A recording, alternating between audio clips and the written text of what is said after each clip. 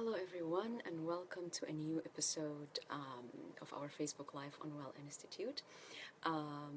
Welcome to 2017. My topic for today is a little bit of an interesting topic, and it's about, did you have your first depression episode yet? There is a lot of talks out there about your annual resolution, your achievement. What do you want to achieve? Where is your focus? Where is your vision? Are you going to achieve your resolution? There's a lot of momentum and movement in this direction. And then the soul comes and whispers, what about me? Did you create spaces for me? Did you create spaces when you fail and need to crumble, instead of putting it together and keep forcing yourself through it? Is there spaces for me to visit you and to whisper and tell you, oh, the resolution that you have put at the beginning of the year are not really aligned with the deep soul knowing that you have? So today I want you to allow spaces inside of yourself, to your sadness, to your grief, to your crumbling, to your depression, to your anxiety, to your all your beautiful parts of yourself that you have maybe abandoned for a while because the mainstream momentum is towards the spiritual piece of let's go, let's do it, let's achieve it, and instead of like let's move cautiously so we keep the inner ear listening to what the soul really and deeply desires. James Hellman, he's one of Carl Jung's students.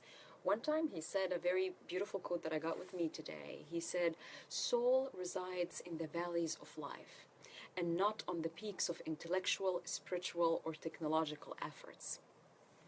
So your soul is on those valleys. Are you ready to be in the valley?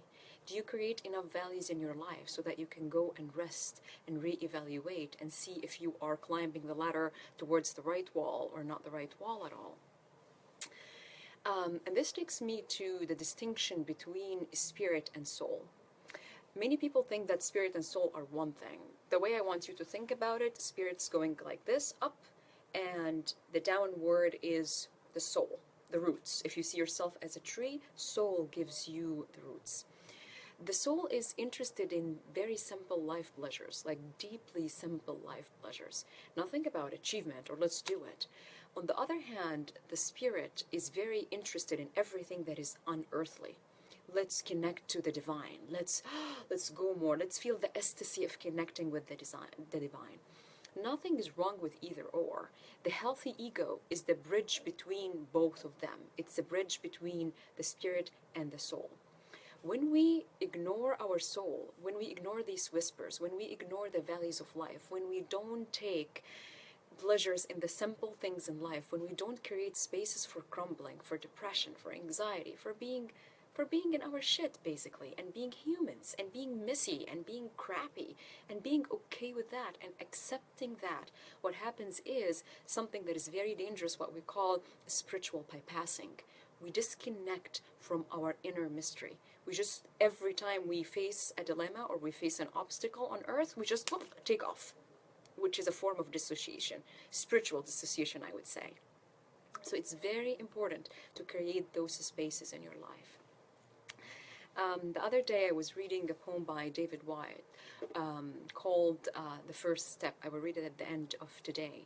And because it's really important to be very gentle, having that persistence and that determination, but not making the determination overriding our soul desires. It's very, very important, because there is a phenomenon that has been dominant in our culture for too long now, where our spirit is raping our own soul, and we don't even know that, except when we are hit with like a manic episode of something, or deep shit depression, something that has your soul have been calling to you through your dreams, your soul have been calling to you through emotions like sadness, like grief. Your soul have been calling to you through a pain in your body that the medical system says there's nothing, and this is what we call in psychology psychosomatic. The soul is trying to talk, and you kept ignoring, and you kept pushing it down, going spiritual, praying more, and going spiritual more, instead of rooting and feeling everything that you need to feel as a human being. So my my wish for you is to really honor both. Honor your spirit, what your spirit want to do, all the big ideas or the beautiful driven energy, and all the beautiful rootedness, all what your soul is calling for. Cooking a warm meal for your kids or your spouse or your awesome friends. Just sitting and reading a book and doing nothing and being in the nothing land for some time.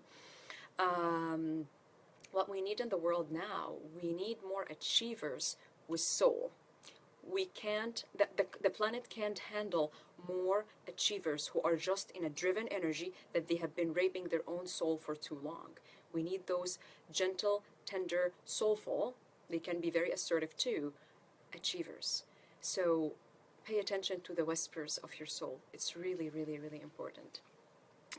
Um, I had a lot of questions last week on my email about the idea of positivity and how can we be really positive and still embracing the sadness and the grief.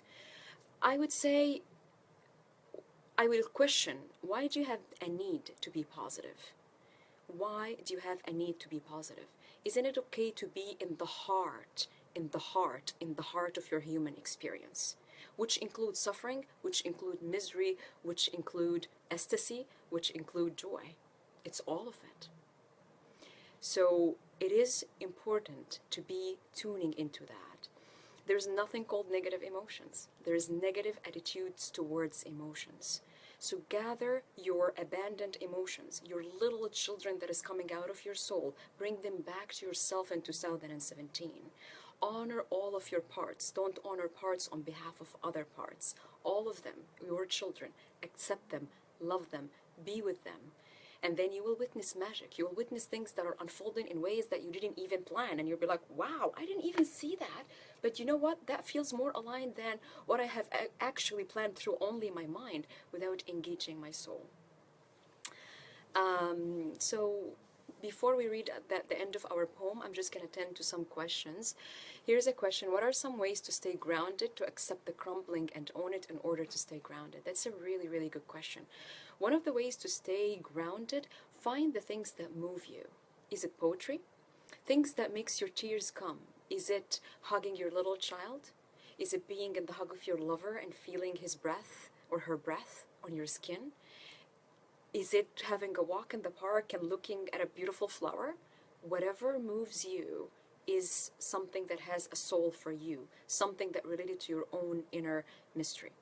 And I highly recommend in your communities to have a friend who is okay with those emotions, who is okay with crumbling, so that you can reach out for them and say, I'm having a crappy day. I need to get emotional. I need to cry. Can you be there for me? And they don't need to fix you. They don't need to do anything. You're like, yeah, go for it. And you just cry and vent and do your thing and be in it. Let's check more questions here. Oh, sorry, I did something, I don't know. What are some of the steps you can take to honor where you are at, which is outside of the mainstream momentum? So if you imagine the mainstream like a river that is moving very fast, it's very important to have other riders with you who are on the same boat or in different boats, but they are aligned with you. So it's very important to have those people that you talk with to honor where you are at. And doing individual activities with yourself that honors that will really strengthen your rootedness in that. Something like journaling. Meditation, listening to a music that really deeply moves you and brings so much tears in your eyes, all that keep the momentum going. Okay. Yeah, any other questions here? I'm trying to just check the other questions. Okay. Yeah, perfect. We are done with our today's questions, and we will end right now with a poem by David White. And this poem came from his book River Flow. He's one of the soulful poets that I really, really respect and love. So I would ask you to close your eyes, to relax, and be ready to listen to David White. poem is called Start Close In. Start close in. Don't take the second step or the third. Start with the first thing, close in, the step you don't want to take. Start with the ground you know, the pale ground beneath your feet. Your own way to begin the conversation. Start with your own question. Give up on other people's questions. Don't let them smother something simple. To hear another's voice, follow your own voice. Wait until that voice becomes an intimate, private ear that can really listen to another. Start right now. Take a small step. You can call your own. Don't follow someone else's heroics. Be humble and focused. Start close. Start close in, and don't mistake the other for your own. Start close in. Don't take the second step or the third. Start with the first thing, close in, the step you don't want to take. May you have a fulfilling 2017 where your ego is an amazing bridge between your spirit and your soul. May you have the intimate inner ear to listen to your soul whispers. Thank you so much for your time. I honor it. And crumble, have your depression episode, cry those tears, get in touch with this shit. We are in this human, messy, mystery shit together. I am honored to be on this journey with you until we have another encounter.